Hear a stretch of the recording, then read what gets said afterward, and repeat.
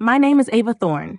3 months ago, my father looked me in the eye and handed me a set of keys that were caked in orange rust, while my sister Isabella popped champagne in a penthouse I had helped her pick out. He did not just give me a building, he gave me a message. He gave me a derelict industrial workshop on the edge of the city, a ruin with a leaking roof and sagging beams, while Isabella received a $450,000 glass palace in the heart of the city center. I did not argue. I took those heavy, cold keys and I drove to the edge of the woods. I rebuilt that wreckage with my own 2 hands, every board, every joint, every drop of sweat. I poured $18,500 of my life savings and 550 hours of labor into a place they expected would break me. But when the work was finally done and the space was a masterpiece, my mother did not say she was proud. She walked through the doors and said, "We are taking this property back. It belongs to your sister now. You have 72 hours to clear out." Before I tell you the secret my father tried to bury under those rotted floorboards and how I burned their plan to the ground, please take a moment to like and subscribe, but only if this story truly speaks to your heart. Also, please drop your location and your local time in the comments. I want to know where you are listening from tonight, as I reveal how the people who should have loved me most tried to steal my future. To understand how I ended up on the floor of a crumbling workshop, we have to go back to a rainy Friday evening in March. It started at my parents' dining table, a massive slab of polished mahogany that has seen every major family decision for 2 decades. My father, Arthur, stood at the head of the table. He is a retired corporate lawyer who runs our family like a courtroom. Nobody speaks until he has finished his opening statement. My mother, Evelyn, sat beside him with her hands folded, wearing a smile she had carefully rehearsed in the mirror. Across from me sat Isabella, my sister, and the undisputed golden child of the Thorne family. Arthur pushed 2 envelopes across the wood. One was thick and heavy, the other was thin and stained. Isabella reached for the thick one first. Inside was a brass key and a notarized deed for a 2-bedroom penthouse in the city center. The market value was nearly $500,000. She let out a high-pitched shriek and threw her arms around my mother. They laughed and rocked back and forth, celebrating her bright future as if I was not even in the room. I opened the thin envelope. Inside was a single key, so rusted it left a brown stain on the paper. There was a scrap of paper with an address I did not recognize on Blackwood Road. I looked at my father and asked him what it was. He did not hug me. He did not offer an explanation. He just looked at me with cold eyes and said that the building needed some work, but since I was handy, I would figure it out. That was the extent of his generosity. I looked at Evelyn, but she would not meet my gaze. She was too busy adjusting Isabella's silk scarf. Isabella tilted her head at me and said that at least I got something. She said it softly, but I saw the twitch at the corner of her mouth. It was not sympathy. It was pure, unadulterated satisfaction. I folded the scrap of paper and put it in my pocket without saying a word. I did not know it then, but Arthur had deliberately combed through my grandfather's old land registry to find the most dilapidated property he could find. He had scrolled past 3 profitable rental houses just to find the one he thought would finally force me to give up my career as a furniture builder and beg him for a desk job. The next morning, I drove 40 minutes west, past the city limits, and into a stretch of road where the trees pressed close to the pavement. When I finally reached the address, I stopped the truck and just sat there for 5 minutes. The workshop was a disaster. The roof sagged on the left side like a broken shoulder. The industrial windows were shattered and stuffed with yellowed plastic. The yard was swallowed by waist-high weeds, and the whole structure leaned slightly as if it were tired of existing. When I opened the door, the smell of mildew and industrial rot hit me like a physical blow. There was exposed wiring hanging from the ceiling and a maple floor so warped it buckled under my boots. I sat on the one porch step that felt solid and called Leo Sterling. Leo is a real estate attorney and the only person who has never lied to me since we met in design school. I told him the roof was caving and there was no running water. He was quiet for a long moment before asking if I wanted him to look at the deed. I told him not yet. My voice cracked, and I hated that I let him hear it. I told him I just needed a minute to think. As I sat there looking at the ruin, I thought about my grandfather, Samuel. When I was a little girl, he was the only one who didn't mind the sawdust under my fingernails. He would put his hands on mine as we carved wood and tell me that my hands knew things my head had not figured out yet. I looked at the workshop and realized my family saw it as a punishment, but Samuel would have seen it as a blank canvas. I pulled out a notebook and a calculator. New roof, $8,000. Floors, $5,000. Plumbing and electrical, another $10,000. My total estimate was $35,000. I checked my savings account, $18,500. I was short by half. I started crossing things off. I could do the floors myself. I could do the drywall and the painting. The custom cabinetry and the trim were literally my profession. My family never called it a career. To them, I was just the daughter who sanded chairs in a sad little studio while Isabella wore designer blazers to social events. That evening, Isabella called me. Her voice dripped with that particular sweetness she uses when she is about to say something cruel. She asked me if I was really going to live in that dump. I told her it was mine and I would make it work. She paused, then laughed softly and told me good luck with that. An hour later, Evelyn sent a text telling me not to waste my savings because my father knew what was best for me. I did not reply. Instead, I drove to the hardware store and bought 200 pounds of lumber. I was going to build a life they couldn't touch, or so I thought. The first week I spent at the workshop on Blackwood Road was a literal war against decay. I did not start with a fine grit sandpaper or a delicate chisel. I started with a sledgehammer, a heavy-duty respirator, and a pair of gloves that were shredded within 48 hours. The air inside the building was thick with the scent of 30 years of neglect, a cocktail of black mold, rusted iron, and the sharp, acidic tang of old industrial grease. Every time I swung that hammer into the rotted partition walls, I felt like I was striking back at every dinner table conversation where I had been told my career was just a hobby. My father, Arthur, had given me this ruin as a message, a physical manifestation of what he thought I was worth. He expected me to look at the sagging roof and the buckled floors and come crawling back to his office, begging for a steady paycheck and a desk job. He did not realize that I have been building things since I was 9 years old. He did not realize that for a carpenter, a ruin is not an end. It is a beginning. I lived on caffeine and pure, stubborn adrenaline. By the end of the first month, my hands were a map of blisters and small nicks, but the demolition was complete. I had hauled 6 tons of debris to a rented dumpster, my muscles aching in ways I did not know was possible. Then came the real work, the part where the $18,500 of my life savings began to vanish like mist in the morning sun. I spent $8,000 on the roof alone, watching as a crew of professionals replaced the sagging rafters and laid down fresh shingles that finally made the building watertight. Every time it rained after that, I would stand in the center of the empty floor, listening to the rhythmic drumming on the roof, and I would smile. For the first time in my life, I was dry in a place that belonged entirely to me.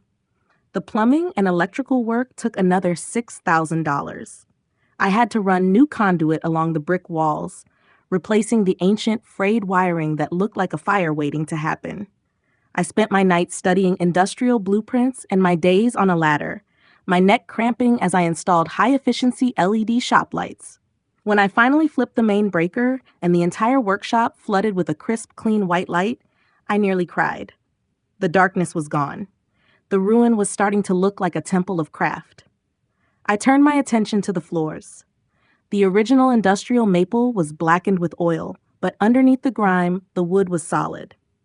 I spent 3 days on my knees with a drum sander, the roar of the machine filling the space as layers of history were peeled away to reveal the pale, creamy grain of the wood.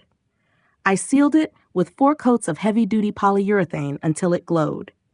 It was beautiful, a sea of honey-colored timber that reflected the light from the new windows. It was during the 6th week that I met Mrs. Gable. She lived in the small farmhouse across the gravel lot, a woman with silver hair tied in a practical knot and eyes that seemed to see right through you. She walked over one afternoon, carrying a pitcher of ice-cold lemonade. She did not say hello at first. She just stood in the doorway, looking at the polished floors and the fresh drywall I had installed. She told me it was a lot of work for one person. I told her it was the only work I wanted to do. She took a sip of her drink and then said something that made the hair on my arm stand up. She told me this land used to belong to Samuel Thorne, my grandfather. She had lived there for 30 years and remembered him well. She said Samuel was a man who believed that if you built something right, it would last forever. I stared at her, my heart hammering. My father had never mentioned that this property had a history with Samuel. He had presented it as a random, discarded asset. I filed that information away in the back of my mind, a small piece of a puzzle I did not yet know I was solving. As the hours ticked toward the 500 mark, the workshop transformed. I used the remaining $4,500 of my savings on materials for the interior. As a custom furniture builder, this was where I truly shone. I designed and built floor-to-ceiling cabinets made of white ash using hand-cut dovetail joints that were so precise they didn't even need glue. I restored the original brick fireplace surround, scrubbing away decades of soot until the red clay glowed with warmth. I built a massive central workbench out of reclaimed oak, a solid, heavy piece of furniture that felt like the heart of the room. The space was no longer a derelict workshop. It was a masterpiece of industrial design. It was a place where light danced off polished wood and the air smelled of linseed oil and fresh sawdust, the two best smells in the world. But while I was building my future, the rest of my family was busy trying to manage their own crumbling foundations. I stopped by my sister Isabella's penthouse one afternoon to pick up a specialized drill I had lent her months ago. She would not let me pass the foyer. She looked exhausted, her hair unwashed, and her eyes darting toward the hallway. Through the gap in the door, I saw a mountain of Amazon packages piled against the wall, many of them unopened. I heard her phone ringing incessantly on the kitchen counter, but she ignored it. As I walked back to my truck, I heard her voice through the open window, a desperate whisper. She was talking to our mother, Evelyn, saying she just needed a little more time and that the credit card companies were calling every morning. I realized then that the golden child was drowning in a sea of luxury she could not afford. 2 days later, Arthur appeared at my workshop. He did not call ahead. He just stood in the doorway, his hands in his pockets, looking around with the cold, calculating gaze of a landlord inspecting a rental property. He walked across my maple floors, his heavy shoes clicking in the silence. He ran a finger over the dovetail joints of my ash cabinets. He did not say the work was beautiful. He did not ask how I had managed to do it all on my own. He just let out a long, slow breath and said, "Not bad." Then he looked at me with a flat, unreadable expression and told me not to get too attached to the place. I felt a cold knot of dread form in my stomach. I asked him what that meant, but he just turned and walked back to his car without another word. I watched him drive away, and for the first time since I started this project, I realized that the danger was not in the rotted wood or the frayed wires. The danger was sitting at the head of my father's dining table. I had spent 550 hours and every penny I owned building a home, but I was starting to realize that in my father's eyes, I had simply been doing the renovations for the daughter he actually loved. By the 10th week of labor, the workshop on Blackwood Road was unrecognizable. It had shifted from a haunted industrial relic into something that belonged on the cover of an architectural digest.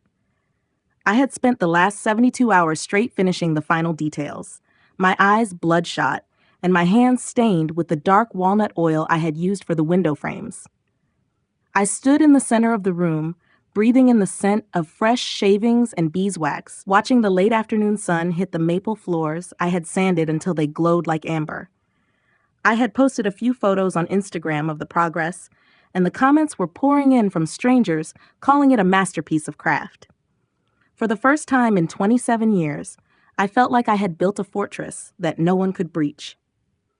Then, at exactly 5:30 p.m. on a Thursday, the sound of a luxury SUV crunching over the gravel broke the silence. I recognized the engine before I even saw the car. It was my father, Arthur.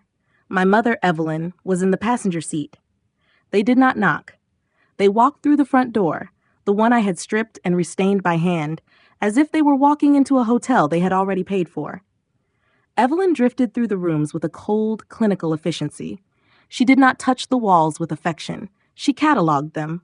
She opened the kitchen cabinets I had built with white ash and hand-cut dovetail joints, running her palm across the stone countertop I had polished myself. She did not say she was proud. She did not comment on how I had transformed a ruin into a home. She just walked back into the living room and gave Arthur a short, sharp nod. Arthur planted himself in the center of the space, his hands deep in his pockets. He looked at the floor, then at the vaulted ceiling, and finally at me. He told me that he and my mother had been talking. My chest tightened until it was hard to draw a full breath. I asked him what they had been talking about. Arthur did not hesitate. He looked me dead in the eye and said that Isabella needed this house. The room seemed to tilt on its axis. I felt the heat rise in my neck as I asked him to repeat himself. Evelyn stepped forward from the hallway, her voice practiced and soft. She said that there had been complications with Isabella's penthouse. She claimed that Isabella could not stay there anymore, and that as a family, they had decided this workshop was the perfect solution for her. I looked at my father, my voice shaking. I asked him what kind of complications could possibly justify taking my home. Arthur ignored the question. He told me that the deed was in his name and that his word was law. He said that since this was his land, it was his decision to make. Then he delivered the final blow. He told me I had 72 hours to clear out my tools and my belongings because Isabella would be moving in on Monday morning.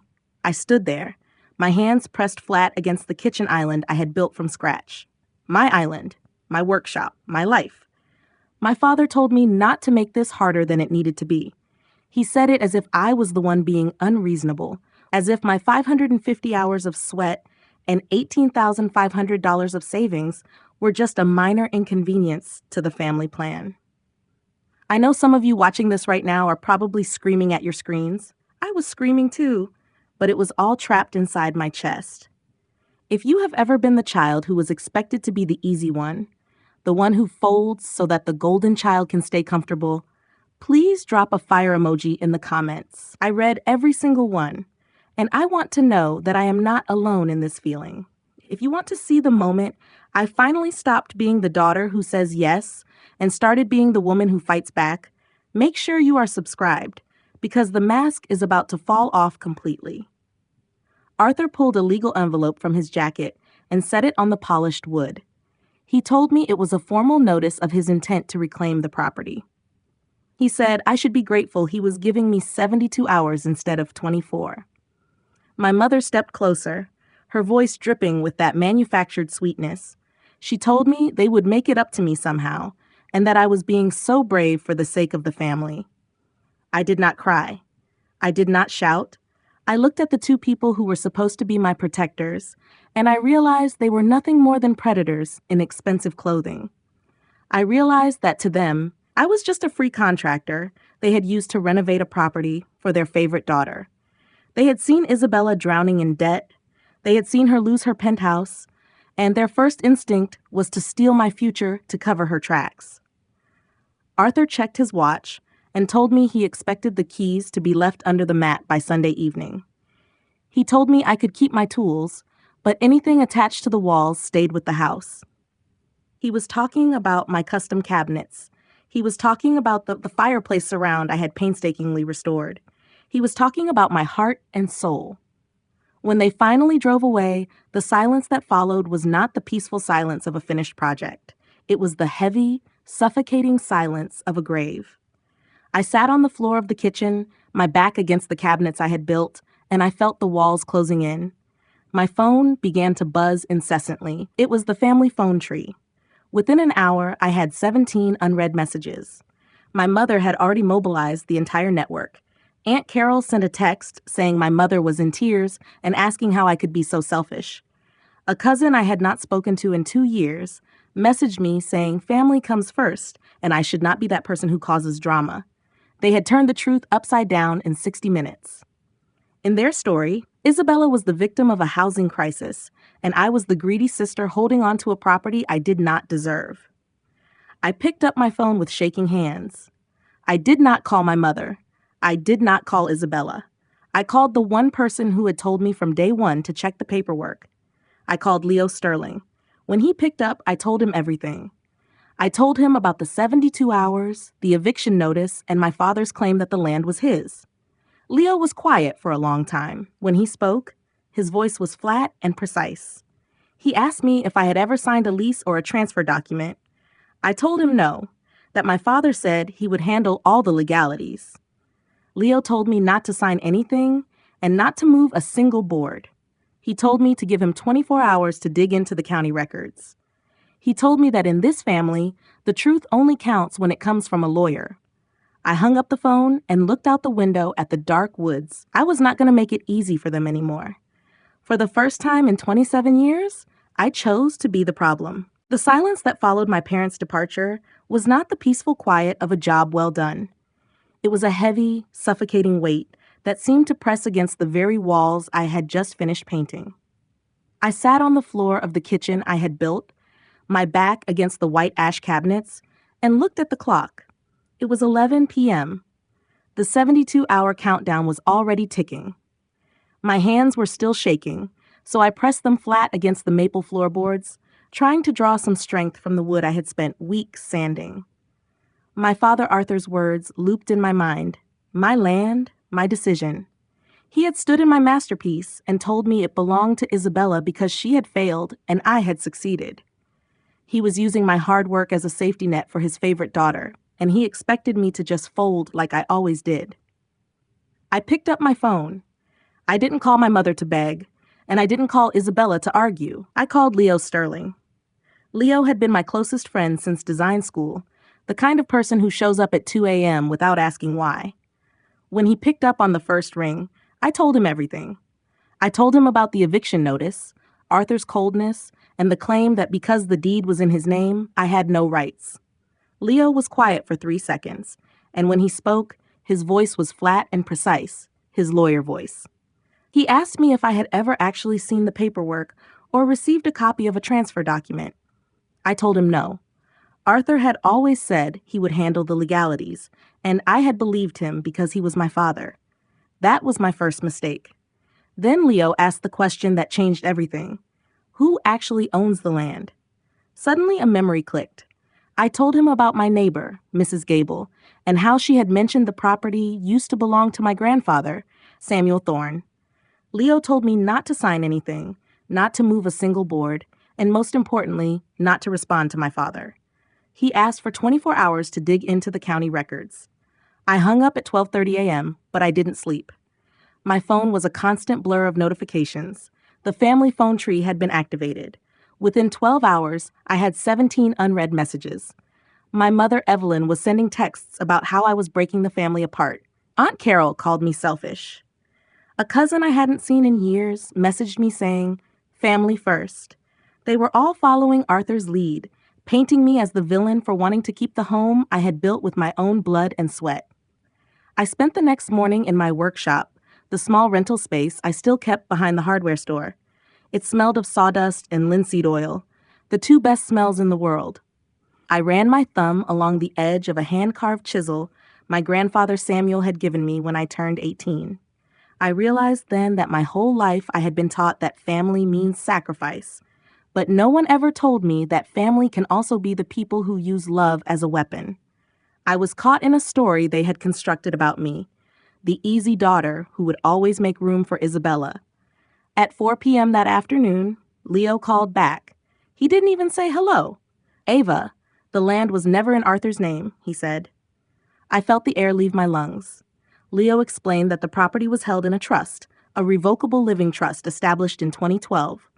The grantor and trustee was Samuel Thorne, my grandfather. My skin went cold. Arthur had lied to me for 10 years, letting me believe he held the power over this land. But the biggest shock was yet to come. Leo paused, his voice softening just a fraction. "Eva, the sole listed beneficiary of that trust is you." I sat down on the workshop floor, surrounded by wood shavings. Me. Samuel had seen how Arthur and Evelyn sidelined me even back then, and he had built a legal fortress to protect my future. I realized that for the last 2 years, Arthur had been gatekeeping my grandfather.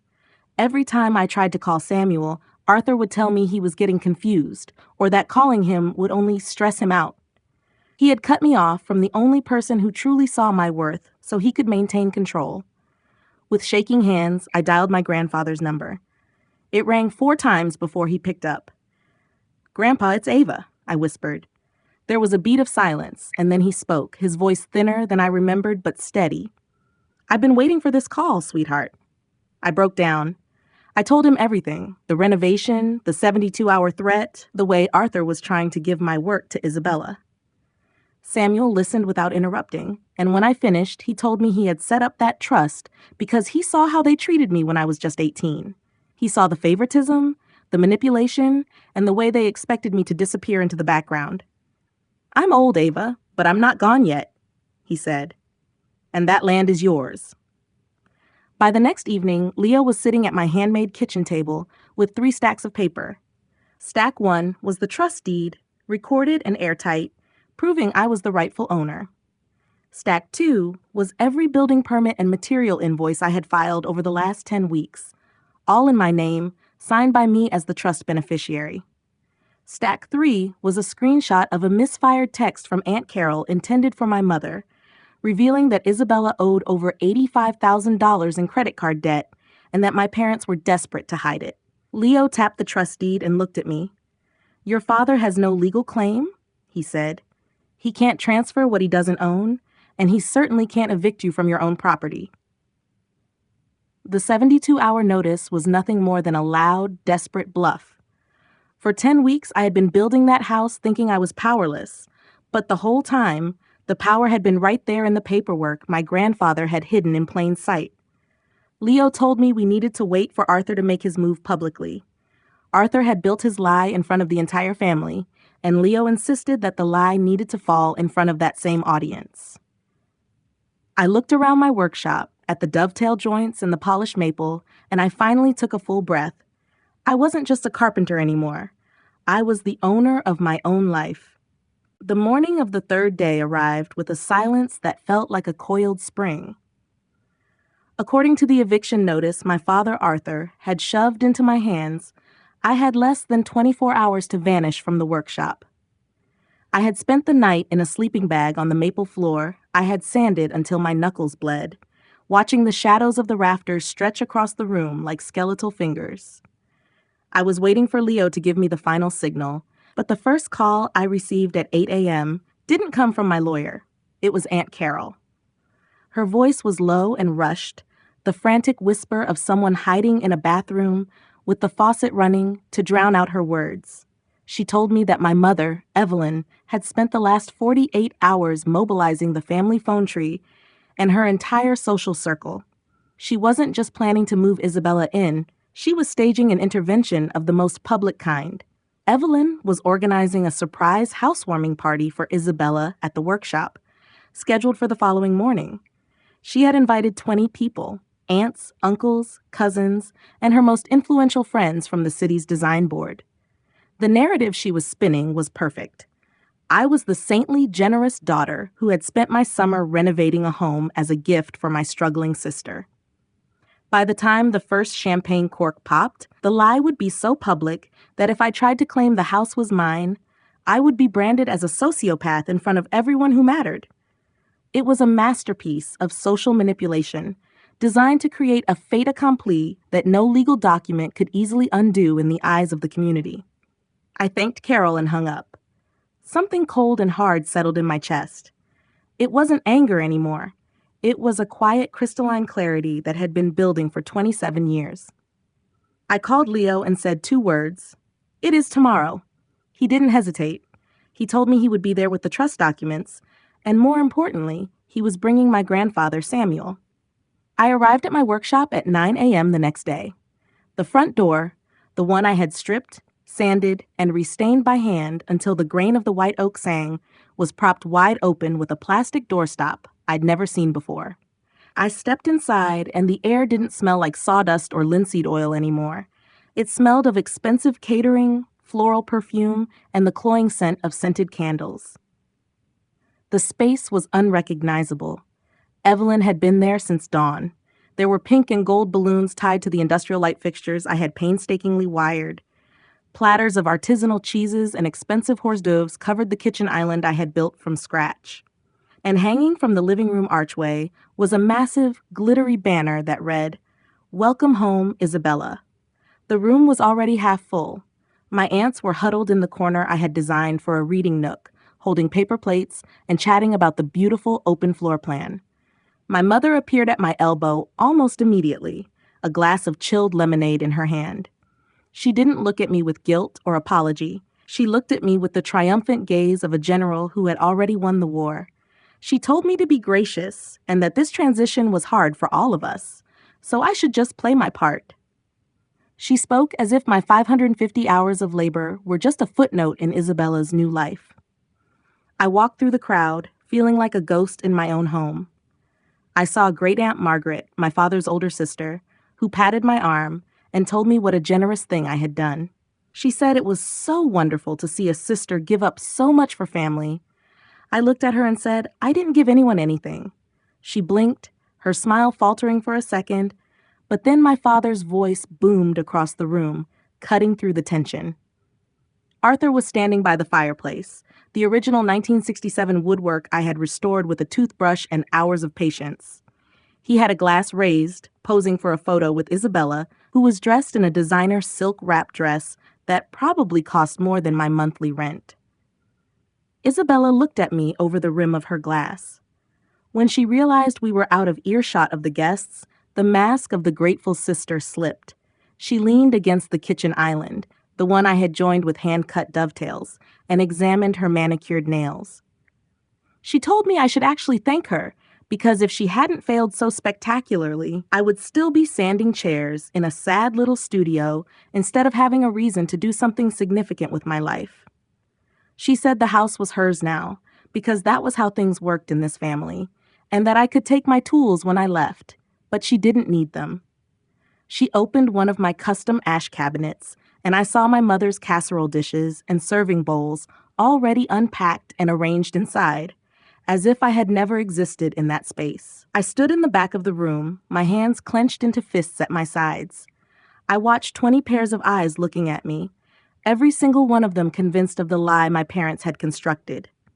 They saw a daughter who had finally learned her place. They saw a golden child receiving her due. Outside the window, I caught a glimpse of Mrs. Gable standing on her porch across the lot, slowly shaking her head as she watched the luxury cars lined up in the gravel drive. Arthur cleared his throat, clinking a silver spoon against his glass to call for silence. The room went still. He began a speech about the importance of legacy, about sacrifice, and about what it means to provide for your children. He was preparing to officially hand the keys to Isabella in front of the entire Thorne social circle. He was mid-sentence, talking about how he had always envisioned this land staying in the family, when a sharp, professional knock echoed through the open front door. 3 firm raps that silenced the room more effectively than any toast. I didn't move. I knew exactly who it was. I looked at my father, whose face was flushed with the pride of a man who thought he had successfully stolen a life. I looked at my mother, who was already reaching for a spare plate to offer the newcomer. And I looked at Isabella, who was smiling at the crowd, unaware that the temple they had built on a foundation of lies was about to be dismantled, brick by brick, in front of everyone they were trying to impress. The 72-hour clock had just run out, but it wasn't me who was leaving. The room went still as Arthur clinked a silver spoon against his champagne flute, the sharp metallic ring cutting through the chatter of 20 guests. He was standing directly in front of the fireplace, a piece of 1960s industrial history that I had spent 50 hours restoring with a wire brush and a prayer. He looked every bit the retired corporate lion, his chest puffed out and a practiced, benevolent smile on his face. Behind him, the pink and gold balloons bobbed in the draft from the open door, and the glittery banner reading "Welcome Home, Isabella" seemed to mock every blister on my hands. I stood at the very back of the room, near the white ash cabinets I had joined with my own sweat, feeling less like the owner of the building and more like a ghost haunting my own life. Arthur raised his glass.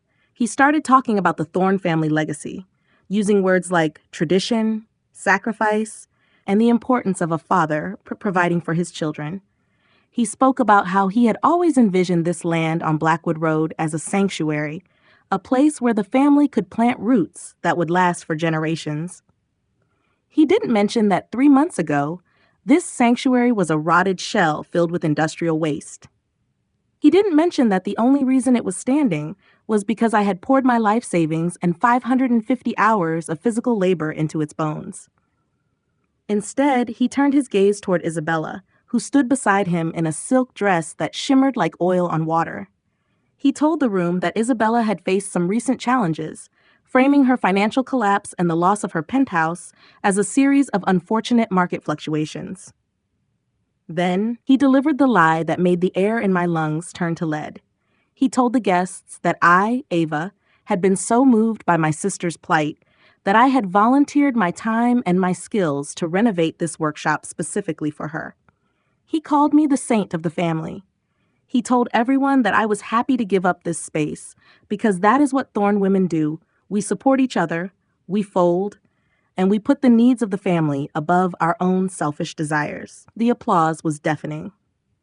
20 people who didn't know the difference between a dovetail joint and a drywall screw clapped for my father's generosity and my supposed martyrdom.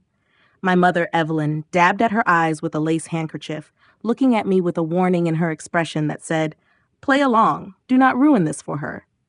Isabella beamed, her eyes sparkling with a cold, triumphant light.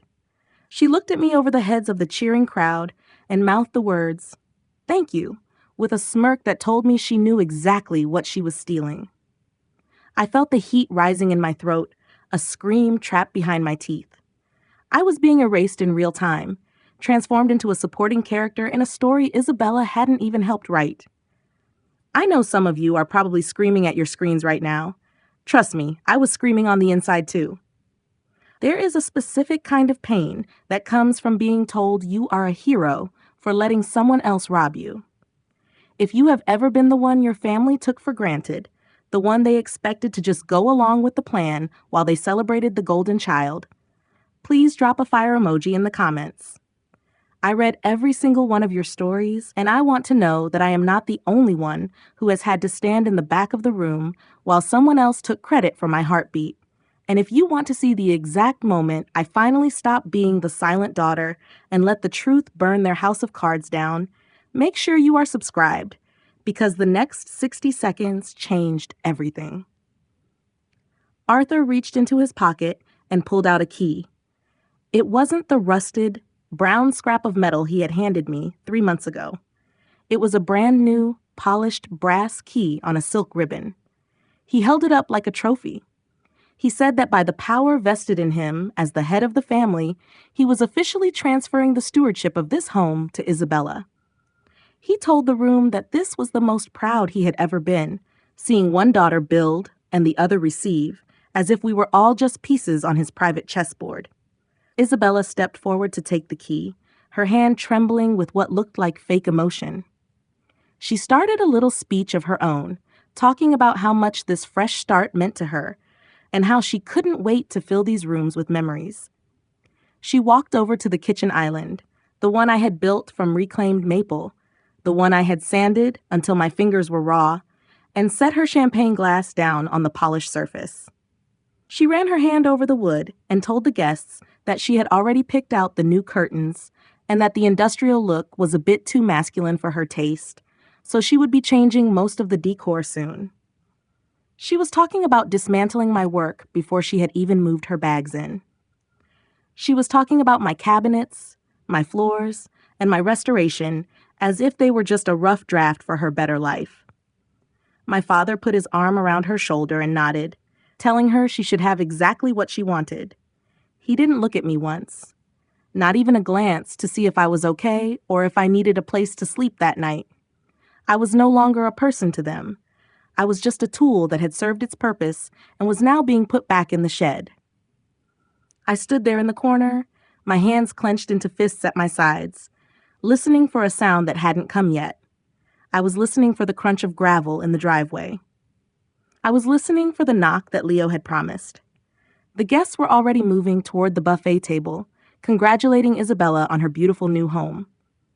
My mother was showing a neighbor the dovetail joints I had carved, explaining how Isabella had always had such an eye for quality. The deception was complete. To the world, I was the generous sister. To my family, I was the fool who had worked for free. I looked at the glittery banner one last time and realized that the only way to stop a lie this big was to let it get as loud as possible before the floor fell out from under it. I wasn't an outsider in my own home. I was the architect of their downfall, and I was just waiting for the right person to walk through the door. The atmosphere in the workshop was thick with the suffocating scent of expensive catering and the cloying sweetness of my mother's floral perfume. My father, Arthur, was still holding the polished brass key aloft like a trophy, his chest puffed out with the pride of a man who believed he had successfully orchestrated the ultimate family sacrifice. Isabella was smiling, her silk dress shimmering under the LED lights I had painstakingly wired, her hand reaching out to claim the life I had built from the ruins. The 20 guests were mid-applause, their faces blurred into a sea of polite approval, when the sound of 3 sharp, professional raps on the front door silenced the room. It was not a casual knock. It was firm, rhythmic, and carried an authority that made the champagne glasses in the guests' hands go still. Arthur frowned, his eyes darting toward the open doorway, his proud father, pose beginning to fracture. Nobody moved, so I did. I stepped across the maple floors that had cost me weeks of blisters, and I opened the door wide. Standing on the porch was Leo Sterling. He was dressed in a sharp gray suit, his leather briefcase held firmly at his side, his face a mask of calm, professional readiness. But it was the person standing behind him that made the air leave the room. Moving slowly but with an undeniable presence, gripping a carved wooden cane with both hands, was my grandfather, Samuel Thorne. He was 82 years old, his silver hair was pinned back, and his eyes were sharp enough to cut through the glittery Welcome Home Isabella banner hanging from the archway. Arthur's voice boomed from the fireplace, sounding forced and defensive. He demanded to know who had invited them. Leo stepped inside without waiting for an answer, his shoes clicking on the wood. He stated calmly that he was my legal counsel, and that while Arthur might view this as a family matter, property transfer was strictly a legal one. I know many of you are watching this and feeling that same tightening in your chest that I felt. It is the moment when the truth finally walks through the door to face a room full of lies. If you have ever had to wait for justice while everyone around you celebrated a deception, please drop a fire emoji in the comments right now.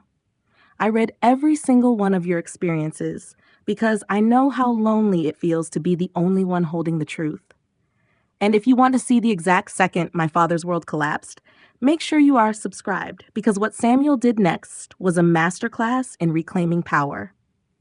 Leo walked to the central island I had built and set his briefcase down on the polished surface. The click of the metal latches echoed like a gavel in the silent room. As Leo began to pull out a bound, notarized document, Samuel surveyed the room. He looked at the balloons, the platters of horse d'oeuvres on the counters I had built, and finally, his gaze landed on Arthur. He asked a single question that landed with the weight of a mountain. "Arthur, whose land do you think this is?" Arthur opened his mouth, but no sound came out. His face, usually so composed and commanding, began to turn the color of raw steak. Leo did not give him a chance to recover. He addressed the room, his voice steady and precise, ensuring that every aunt, uncle, and socialite present could hear him clearly. He explained that the property, the land, and every structure on it was held in a revocable living trust established by Samuel Thorne in 2012. Then came the words that changed my life. Leo stated that the sole listed beneficiary of that trust was Ava Thorne. Arthur took a stumbling step forward, stammering that it was not possible, claiming that the land had been given to him. Samuel's voice cut through the room like a cold blade. He did not raise it. He didn't need to. He looked his son in the eye and told him that he had allowed Arthur to use the address for mail and allowed him to believe what he wanted, but the title had never been transferred. It was never his to give. Leo continued the professional dismantling of my father's lie. He informed the guests and my family that Arthur held no deed, no title, and absolutely no legal authority to transfer the property to Isabella or anyone else. Furthermore, He revealed that every building permit, every contractor invoice, and every material receipt for the massive renovations performed over the past months had been filed under my name. I had signed as the property occupant and the trust beneficiary, and the city had approved every single one of them. The room ruptured into a low, frantic murmur. Guests who had been congratulating Isabella moments ago were now looking at their feet, realizing they had been invited to witness a fraud. My mother, Evelyn, her voice cracking, looked at Samuel and asked how he could do this to them. Samuel looked at his daughter-in-law with an unblinking gaze and told her he did this for me because the two of them never would. He added, for everyone to hear, that he had set up the trust the year I turned 18 because he had seen exactly how they treated me and had planned ahead to protect me. Isabella stood frozen by the island, her hands shaking so violently that her champagne glass nearly slipped from her fingers. Her perfect composure, the armor she had worn her whole life as the golden child, was cracking at the seams. She whispered desperately that this didn't change anything, that our parents had promised her the house. But the silence that followed her plea was different now. It wasn't the silence of respect. It was the silence of a truth so absolute that there was no room left for their stories. I stood in the corner, my grandfather's hand finally in mine, watching as the proud father pose Arthur had maintained for 27 years finally, completely fell apart. The air in the workshop, once thick with the smell of expensive hors d'oeuvres and my mother's floral perfume, had turned icy. The silence that followed my grandfather Samuel's words wasn't just quiet. It was the kind of silence that rings in your ears, the kind that happens just after a structural beam finally snaps. My father, Arthur, stood frozen by the fireplace I had restored, his face a sickening shade of gray, the polished brass key still clutched in his trembling hand. But it was Isabella I couldn't stop looking at. She was standing by the white oak island, her hand still resting on the wood I had joined with my own sweat. For 27 years, Isabella had been the Thorne family's golden standard. She was the one who wore the designer blazers, the one who lived in the glass penthouse, the one whose life was a series of effortless triumphs. But as Leo Sterling tapped the notarized trust deed on the table, the mask didn't just slip, it shattered. Isabella's perfect composure, the armor she had worn like a second skin, began to crack at the seams. She looked at our mother Evelyn, her eyes wide and wet, her breath coming in shallow, jagged gasps. Then she turned to me, and for the first time in our lives, the golden child looked small. She didn't look like a success. She looked like a cornered animal. Arthur finally found his voice, though it was thin and cracked, sounding nothing like the commanding lion who ran our family dinners. He barked at Isabella to be quiet, to let him handle the lawyers, to stop making a scene. But Isabella was past the point of being handled. She looked at the guests, the aunts, the uncles, the members of the city design board who were all staring at her with newfound pity, and she snapped. She screamed that it didn't change anything. She screamed that Mom and Dad had promised her this house because she had nowhere else to go. The room went even colder. Arthur turned to her slowly, his eyes narrowing in confusion and a growing, terrible realization. He asked her what she meant by having nowhere else to go. He asked about the penthouse he had given her just 3 months ago, the $450,000 gift that was supposed to be her head start. Isabella's lips moved before her brain could catch up. The words poured out of her like a dam breaking, messy and raw. She confessed that she had lost the penthouse weeks ago. She hadn't been too busy to see me. She had been hiding from the bank. She admitted that she was drowning in a sea of luxury she couldn't afford, that the Amazon packages piled at her door were all bought on credit cards that were now frozen. Then came the number that made the room gasp, $85,000. Isabella was $85,000 in debt, and the penthouse had been repossessed. She had been living a lie for months, pretending to be the successful Thorne daughter while the foundations of her life were rotting away. Arthur's face cycled from shock to betrayal to a pure incandescent fury. He looked at his wife Evelyn, who was clutching a silk dish towel to her chest like a lifeline. He realized then that Evelyn had known. She had been helping Isabella hide the truth, and together they had conspired to steal my home to cover up the golden child's failure. The room erupted. It wasn't a loud noise, but a frantic, ugly murmur. Our great Aunt Margaret, the unofficial matriarch of the Thorne social circle, picked up her designer purse and stood with a stiff, icy dignity. She looked at Arthur, the brother she had always bragged about for his devotion to family, and told him she was deeply embarrassed to share a last name with him. She said she had seen enough. That was the signal for the exodus. The 20 guests, the people my mother had invited to witness her triumph, began to move in a slow, awkward wave toward the door. They didn't offer congratulations anymore. They didn't even look at Isabella. They moved with their heads down, mumbled their goodbyes, and left their paper plates on the counters I had built. I stood in the corner with my grandfather Samuel's hand in mine, watching my family's reputation dissolve in real time on the very floors I had sanded until my knees bled. Within 10 minutes, the luxury SUVs were crunching over the gravel driveway, disappearing into the twilight. The workshop was a wreck of half-eaten casseroles and pink balloons. Isabella was slumped on the floor, her mascara streaking down her face in dark, ugly lines, her silk dress stained with spilled champagne. She wasn't the golden child anymore.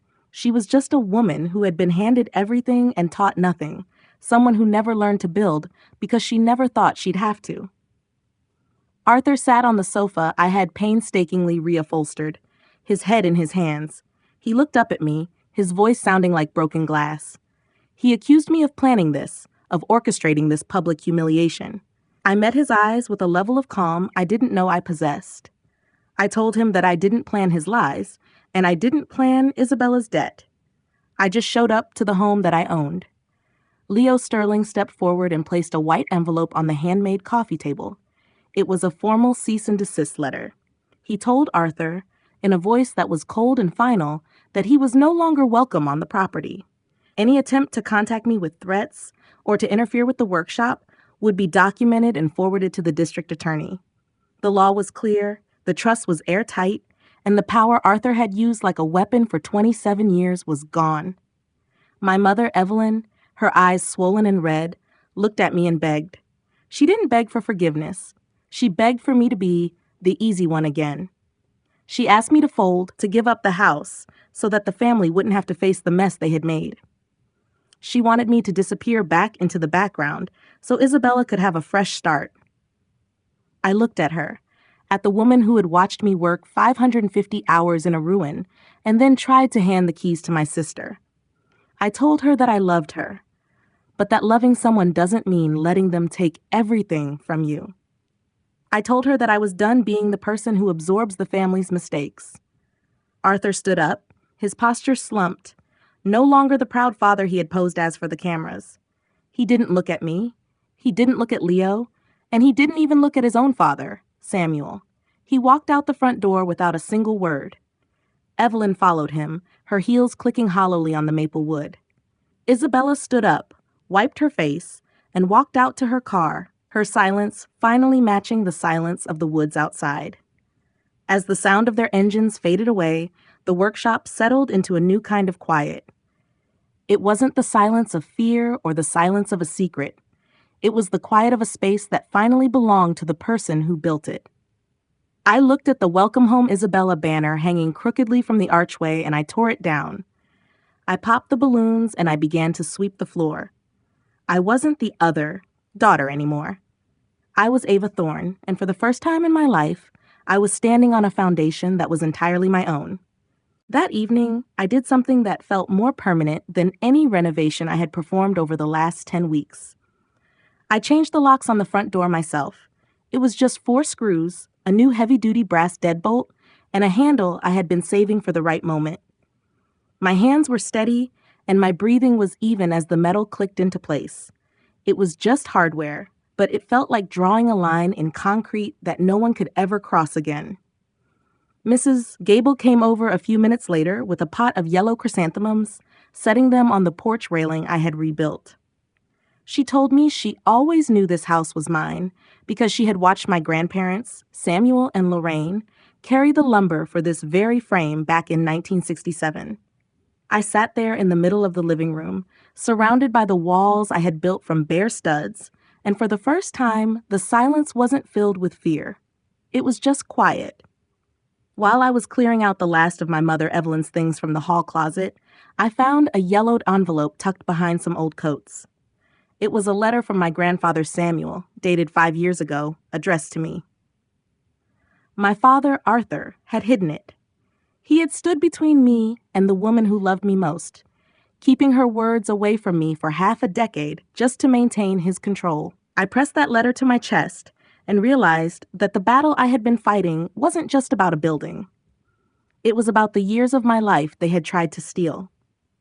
If you have ever had to draw a line with someone you love, someone who was supposed to protect you but chose to make you feel small, please comment my house below. I read every single one of your comments because I know that setting a boundary is one of the loneliest, bravest things you will ever do. The fallout from that day at the workshop wasn't loud. It was a slow, steady crumbling of the image my father had built. Within a week, the news of the trust deed and Isabella's debt had spread through the Thorns social circle like water finding cracks. My father's position at the local council quietly disappeared as the community realized his devoted family man persona was a lie. My sister Isabella's debt, totaling $85,000, finally caught up with her without our parents there to run interference. She showed up at my porch one Saturday morning, looking 10 years older, with her hair in a messy knot and eyes swollen from crying. She wasn't the golden child anymore. She was just a woman drowning in a life she never learned how to build for herself. She didn't ask for the house. She just set a small box on the railing. It contained the silver bracelets Samuel had given us when we were 8, and whispered that she was sorry. I told her I heard her, but I didn't say I forgave her yet. I don't owe anyone forgiveness on a timeline that isn't mine. Arthur called me one last time on a Thursday. His voice was tired, worn like a tool that had been used without any maintenance. He tried to tell me that Samuel wasn't thinking clearly and that the family should contest the trust. He said that land should have been his. I told him that I made a mistake every time I believed he would treat me fairly and that those days were over. Setting that boundary didn't feel powerful. It felt like pulling a splinter out of an infected wound. It was necessary, painful, and long overdue. 3 weeks later, my life looked completely different. An article was published in a major design magazine titled From Ruin to Remarkable, featuring 12 photos of the workshop I had rebuilt with my own hands. They called my millwork and dovetail joints a masterpiece of craft. Within days, I had 3 custom commissions for high-end furniture. I finally hung a sign at the end of the gravel drive that read Thorn Woodworks. I was no longer the daughter who sands chairs in a sad studio. I was a business owner who had turned a punishment into a legacy. I eventually sent an email to my parents. I told them I loved them, but that I would no longer accept being treated as less than. I told them I would not shrink so that Isabella could fill the space, and that if they wanted a relationship with me, it had to start with respect, not control. I didn't get a reply, and for the first time in 27 years, I was okay with that silence. It was my silence now. I chose it. The biggest lesson the ruin taught me wasn't about carpentry or legal deeds. It was about worth. I spent my whole life being the easy daughter, the one who folds to keep the peace, and I told myself that was love. It wasn't. It was just silence with a nicer name. You do not owe anyone a version of yourself that makes their life more comfortable at the cost of your own. Boundaries are not punishments or walls built to hurt people. They are doors, and you are the only one who gets to decide who walks through them. Now I'm curious, which moment from this story hit you the hardest? Was it the reveal of the trust, the hidden letters my father kept from me, or the moment Isabella returned the bracelets? Drop your answer in the comments below because I truly value your perspective. If this story meant something to you, please hit the like button and subscribe to the channel so you don't miss our next journey. If you are looking for another story about finding strength in the face of betrayal, check out the video in the description. I think you will find it incredibly powerful. Thank you for listening, and remember, you have the power to build the life you deserve. I will see you in the next one.